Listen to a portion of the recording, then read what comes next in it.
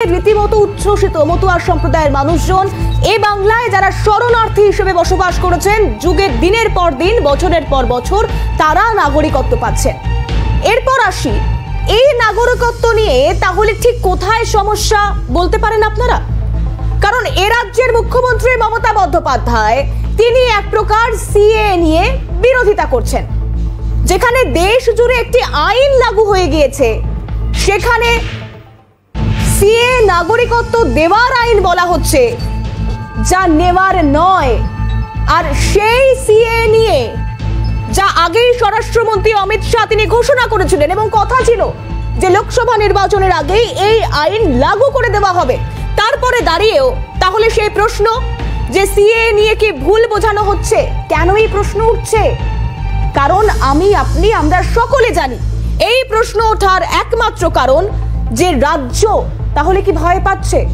কারণ মমতা বন্দ্যোপাধ্যায় রাজ্যের মুখ্যমন্ত্রী, তিনি রাজ্যের স্বরাষ্ট্রমন্ত্রী, তিনি বলছেন যে সিএএ নামক ভাওতা যা শুধুমাত্র লোকসভা নির্বাচনের আগে এক প্রকার প্রচারের জন্য আনা হয়েছে, যাতে বা এই সিএএ এনআরসি কোনোভাবেই লাগু হতে দেওয়া যাবে না বা দেবে না।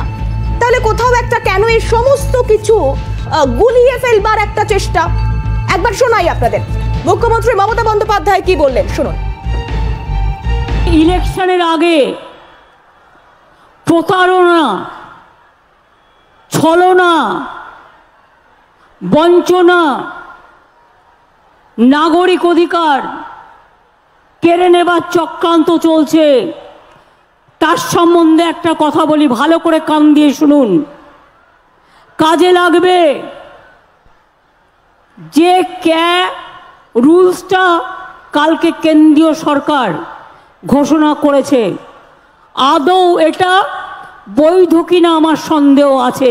কোনো ক্ল্যারিটি নেই, টোটাল ভাওতা, ইলেকশনের আগে যুদ্ধ খেলা।